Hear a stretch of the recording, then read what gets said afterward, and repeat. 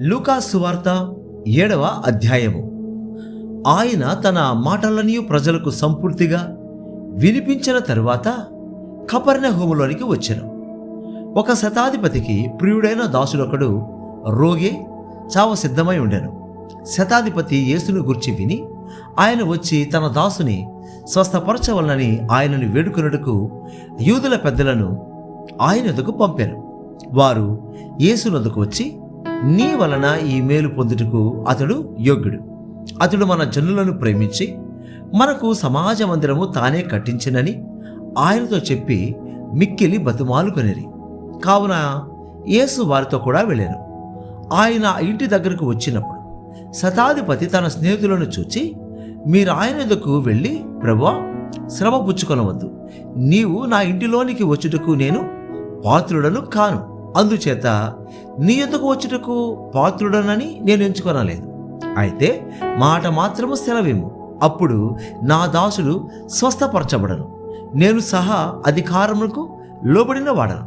నా చేతి క్రిందను సైనికులు ఉన్నారు. నేను ఒకని పొమ్మంటే పోవును, ఒకని రమ్మంటే వచ్చును. నా దాసుని చేయమంటే ఇది చేయునని నేను చెప్పినట్టు ఆయనతో చెప్పుడని వారిని పంపారు.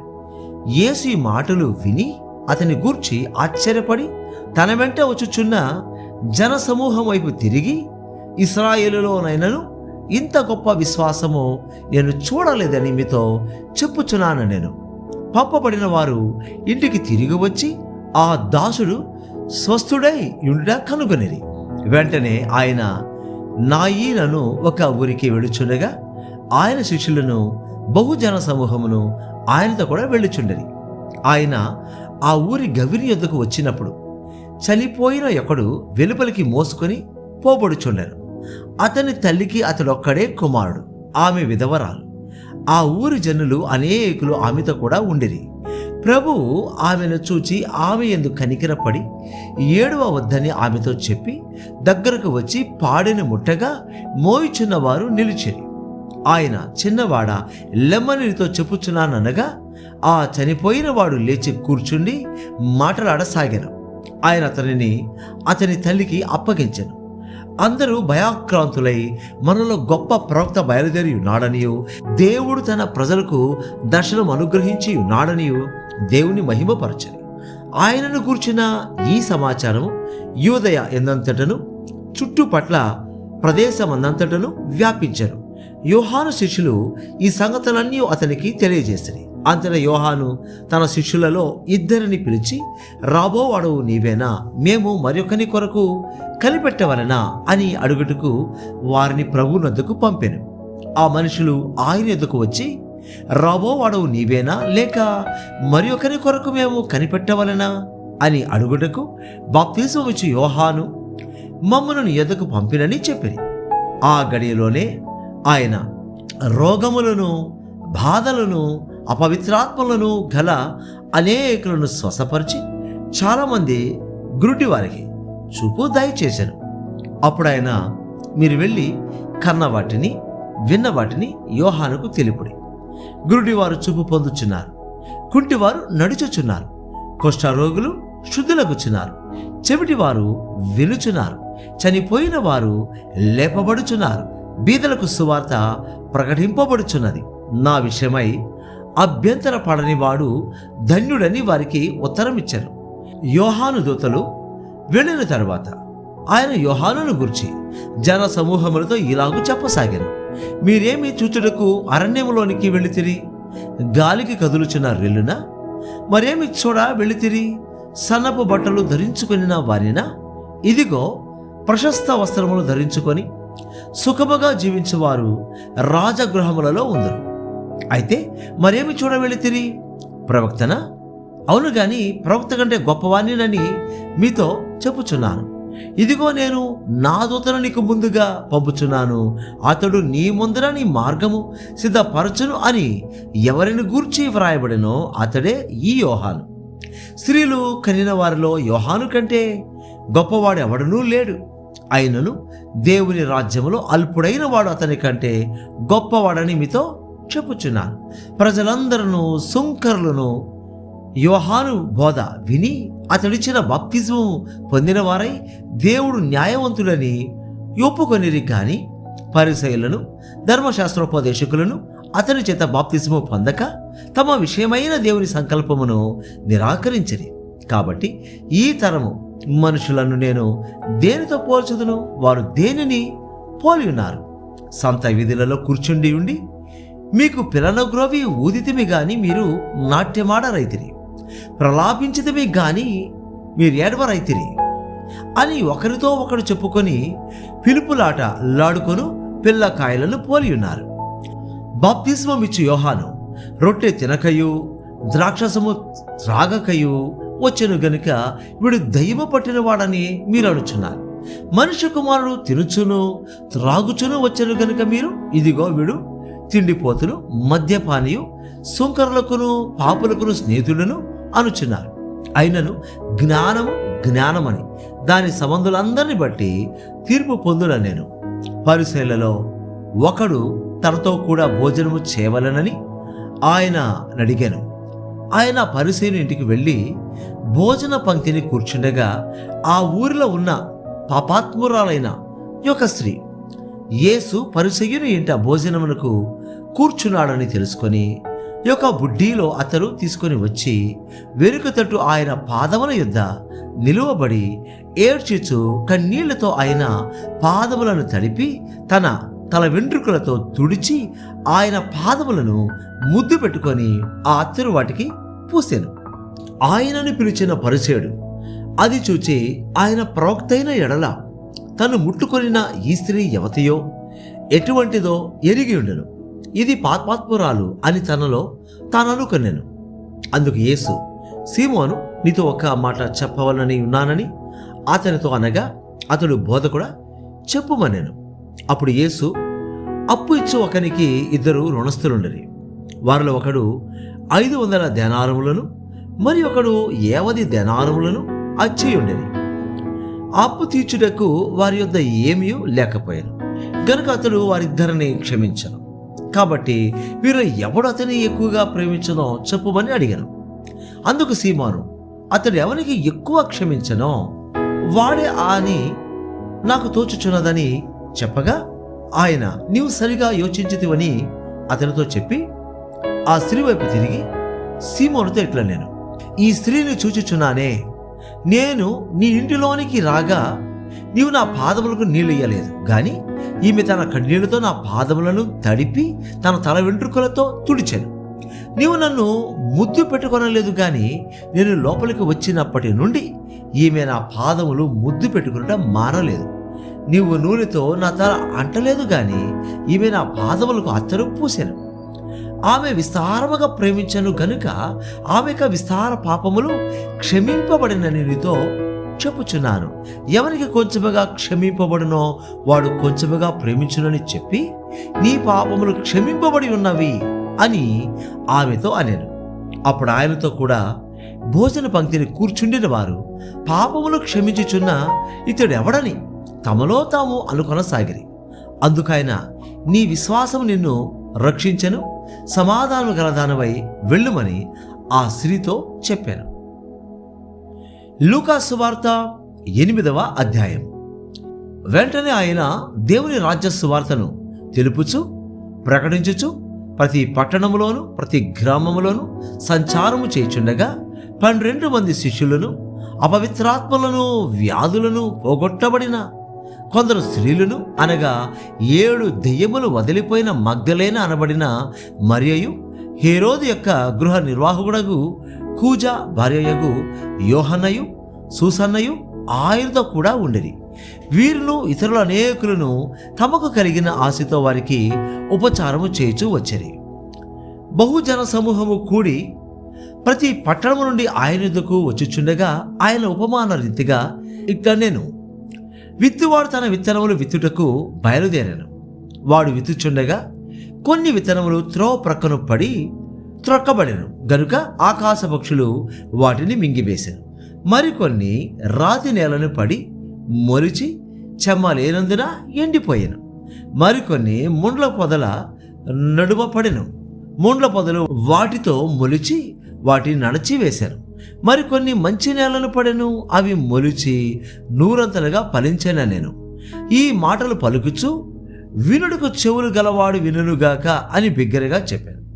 ఆయన శిష్యులు ఈ ఉపమాన భావం ఏమిటని ఆయనను అడుగగా, ఆయన, దేవుని రాజ్య మర్మము వెలుగుట మీకు అనుగ్రహింపబడి ఉన్నది, ఇతరులైతే చూచియు చూడకయు వినియు గ్రహింపకయు ఉండినట్లు వారికి ఉపమాన రీతిగా బోధింపబడుచున్నవి. ఈ ఉపమాన భావమేమనగా, విత్తనము దేవుని వాక్యము. త్రోపకు నుండి వారు వినువారు గాని నమ్మి రక్షణ పొందకుండునట్లు అపవాది వచ్చి వారి హృదయములో నుండి వాక్యం ఎత్తుకొని పోవను. రాతి నేల నుండి వారెవరనగా, వినున్నప్పుడు వాక్యమును సంతోషంగా అంగీకరించువారు గాని వారికి వేరు లేనందున కొంచెము కాలము నమ్మి శోధన కాలమున తొలగిపోదురు. ముండ్ల పొదలలో పడిన విత్తనమును పోలిన వారెవరనగా, విని కాలము గడిచిన కొలది ఈ జీవన సంబంధమైన విచారముల చేతను ధనభోగముల చేతను అణచివేయబడి పరిపక్వముగా ఫలింపని వారు. మంచి నేల నుండి విత్తనమును పోలిన వారెవరనగా, యోగ్యమైన మంచి మనసుతో వాక్యము విని దానిని అవలంబించి ఓపికతో ఫలించేవారు. ఎవడనూ దీపము ముట్టించి పాత్రతో కప్పివేడు, మంచము కింద పెట్టడు గాని లోపలికి వచ్చి వారికి వెలుగు అగపడవలనని దీపస్తంభం మీద దానిని పెట్టును. తేటపరచబడని రహస్యమేదీ లేదు, తెలియజేయబడకయు బయలుపడకయు నుండు మరుగైనదేదీ లేదు. కలిగిన వారికి ఇయ్యబడును, లేని వాని యొద్ద నుండి తనకు కలదని అనుకున్నది కూడా తీసివేయబడును. గనుక మీరెలాగ వినుచున్నారో చూచుకునుడని చెప్పాను. ఆయన తల్లియు సహోదరులను ఆయన వద్దకు వచ్చి జనులు గుంపుగా ఉండుట చేత ఆయన దగ్గరకు రాలేకపోయింది. అప్పుడు నీ తల్లియు నీ సహోదరులను నిన్ను చూడగోరి వెలుపల నిలిచున్నారని ఎవరో ఆయనకు తెలియజేశారు. అందుకైన దేవుని వాక్యము విని దాని ప్రకారము జరిగించి వీరే నా తల్లియు నా సహోదరులు నని వారితో చెప్పాను. మరి ఒకనాడు ఆయన తన శిష్యులతో కూడా ఒక దోణి ఎక్కి సరస్సు అద్దరికి పోదామని వారితో చెప్పగా వారు ఆ దోణెను త్రోసి బయలుదేరేరి. వారు వెళ్ళుచుండగా ఆయన నిద్రించారు. అంతలో గాలివాన సరస్సు మీదకి వచ్చి దోణి నీళ్లతో నిండినందున వారు అపాయకరమైన స్థితిలో ఉండిరి. గనుక ఆయన ఎదుకు వచ్చి, ప్రభువా ప్రభువా నశించిపోవచ్చున్నామని చెప్పి ఆయనను లేపిరి. ఆయన లేచి గాలిని నీటి పొంగును గద్దింపగానే అవి అణగి నిమ్మళమాయెను. అప్పుడు ఆయన, మీ విశ్వాసం ఎక్కడా అని వారితో అనెను. అయితే వారు భయపడి ఈయన గాలికిని నీళ్లకును ఆజ్ఞాపింపగా అవి లోబడుచున్నవే, ఈయన ఎవరో అని ఒకరితోనొకడు చెప్పుకొని ఆశ్చర్యపడి వారు గలిలయకు ఎదురుగా ఉండు గెరసీనియుల దేశమునకు వచ్చిరి. ఆయన ఒడ్డున దిగినప్పుడు ఆ ఊరి వాడకుడు ఆయనకు ఎదురుగా వచ్చెను. వాడు దయ్యములు పట్టిన వాడై బహుకాలం నుండి బట్టలు కట్టుకొనక సమాధులలోనే గాని ఇంటిలో ఉండివాడు కాడు. వాడు యేసును చూచి కేకలు వేసి ఆయన ఎదుట సాగిలపడి, యేసు, సర్వోన్నతుడైన దేవుని కుమారుడా, నాతో నీకేమి? నన్ను బాధపరచుకోమని నిన్ను వేడుకొనుచున్నాను అని కేకలు వేసి చెప్పాను. ఏలయనగా ఆయన ఆ మనుషుని విడిచి వెలుపలికి రమ్మని ఆ పవిత్రాత్మకు ఆజ్ఞాపించను. అది అనేక పర్యాయములు వారిని పట్టుచూ వచ్చెను గనుక వారిని గొలుసులతోనూ కాలి సంకెళ్లతోనూ కట్టి కావలి అందుంచురి. గాని వాడు బంధకములను తెంపగా దయ్యము వానిని అడవిలోనికి తరుముకొని పోయాను. యేసు, నీ పేరేమని వానిని అడుగగా చాలా దయ్యములు వానిలో చొచ్చి ఉండెను గనుక వాడు తన పేరు సేన అని చెప్పి పాతాళములోనికి పోవుటకు తమకు ఆజ్ఞాపింపవద్దని ఆయనను వేడుకొనెను. అక్కడ విస్తారమైన పందుల మంద కొండ మీద మేయుచుండెను గనుక వాటిలో చొచ్చుటకు తమకు సెలవిమ్మని ఆయనను వేడుకొనగా ఆయన సెలవిచ్చారు. అప్పుడు దయ్యములు ఆ మనుష్యుని విడిచిపోయి పందులలో చొచ్చెను గనుక ఆ మంద ప్రపాతం నుండి సరస్సులోనికి వడిగా పరిగెత్తి ఊపిరి తిరుగక చచ్చెను. మేపుచున్నవారు జరిగిన దాన్ని చూచి పారిపోయి ఆ పట్టణములోను గ్రామములలోను ఆ సంగతి తెలియజేసిరి. జనులు జరిగిన దానిని చూడవెళ్ళి యేసునొద్దకు వచ్చి దయ్యములు వదిలిపోయిన మనుష్యుడు బట్టలు కట్టుకొని స్వస్థ చిత్తుడై యేసు పాదముల మీద కూర్చుండట చూచి భయపడిరి. అది చూచిన వారు దయ్యములు పట్టినవాడు ఎలాగూ స్వస్థత పొందెనో జనులకు తెలియజేయగా, గెరసీనీయుల ప్రాంతములలో నుండి జనులందరూ బహు భయాక్రాంతులైరి గనుక తమను విడిచిపోమని ఆయనను వేడుకొనిరి. ఆయన దోనెక్కి తిరిగి వెళ్ళుచుండగా దయ్యములు వదిలిపోయిన మనుష్యుడు ఆయనతో కూడా తను ఉండనిమ్మని ఆయనను వేడుకొనేను. అయితే ఆయన, నీవు నీ ఇంటికి తిరిగి వెళ్ళి దేవుడు నీకెట్టి గొప్ప కార్యములు చేసెను తెలియజేయమని వానితో చెప్పి వారిని పంపివేశాను. వాడు వెళ్ళి యేసు తనకెట్టి గొప్ప కార్యములు చేసెను ఆ పట్టణమందంతటను ప్రకటించెను. జనసమూహము ఆయన కొరకు ఎదురు చూచుచుండెను గనుక యేసు తిరిగి వచ్చినప్పుడు వారు ఆయనను చేర్చుకున్నది. అంతటా ఇదిగో సమాజ మందిరపు అధికారి అయిన యాయిరు అను ఒకడు వచ్చి యేసు పాదముల మీద పడి ఇంచుమించు 12 ఏండ్ల ఈడు గల తన ఒక్కతే కుమార్తె చావ సిద్ధముగా ఉన్నది గనుక తన ఇంటికి రమ్మని ఆయనను బతిమాలుకొనెను. ఆయన వెళుచుండగా జన సమూహములు ఆయన మీద పడుచుండేది. అప్పుడు 12 ఏండ్ల నుండి రక్తస్రావ రోగము గల ఒక స్త్రీ ఎవరి చేతను స్వస్థత నొందనిదై ఆయన వెనుకకు వచ్చి ఆయన వస్త్రపు చెంగు ముట్టెను. వెంటనే ఆమె రక్తస్రావము నిలిచిపోయాను. నన్ను ముట్టినది ఎవరని యేసు అడుగగా అందరూ మేము ఎరుగమన్నప్పుడు పేతురు, ఎల్లినవాడా, జనసమూహములు కిక్కిరిసి నీ మీద పడుచున్నారనగా యేసు, ఎవడో నన్ను ముట్టెను, ప్రభావం నాలో నుండి వెడలిపోయినదని నాకు తెలిసినదనెను. తాను మరుగై ఉండలేదని ఆ స్త్రీ చూచి వణుకుచూ వచ్చి ఆయన ఎదుట సాగిలపడి తాను ఎందు నిమిత్తము ఆయనను ముట్టెనో వెంటనే తాను ఎలాగ స్వస్థపడెనో ఆ సంగతి ప్రజలందరి ఎదుట తెలియజెప్పాను. అందుకైన, కుమారి, నీ విశ్వాసము నిన్ను స్వస్థపరచను, సమాధానము గలదానివై పొమ్మని ఆమెతో చెప్పాను. ఆయన ఇంకనూ మాట్లాడుచుండగా సమాజ మందిరపు అధికారి ఇంట నుండి ఒకడు వచ్చి, నీ కుమార్తె చనిపోయినది, బోధకుని శ్రమ పెట్టవద్దని అతనితో చెప్పాను. యేసు ఆ మాట విని భయపడవద్దు, నమ్మిక మాత్రం ఉంచవు, ఆమె స్వస్థపరచబడునని అతనితో చెప్పి ఇంటికి వచ్చినప్పుడు పేతురు, యోహాను, యాకోబు అనువారిని ఆ చిన్నదాని తల్లిదండ్రులు తప్ప మరి ఎవరిని ఆయన లోపలికి రానియలేదు. అందరూ ఆమె నిమిత్తమై ఏడ్చుచు రొమ్ము కొట్టుకొనుచుండగా ఆయన వారితో, ఏడవవద్దు, ఆమె నిద్రించుచున్నదే గాని చనిపోలేదని చెప్పాను. ఆమె చనిపోయినని వారెరిగి ఆయనను అపహసించిరి. అయితే ఆయన ఆమె చేయి పట్టుకొని, చిన్నదాన లెమ్మని చెప్పగా ఆమె ప్రాణము తిరిగి వచ్చాను గనుక వెంటనే ఆమె లేచెను. అప్పుడు ఆయన ఆమెకు భోజనం పెట్టుడని ఆజ్ఞాపించాను. ఆమె తల్లిదండ్రులు విస్మయము నొందిరి. అంతటా ఆయన జరిగినది ఎవరితోనూ చెప్పవద్దని వారికి ఆజ్ఞాపించెను.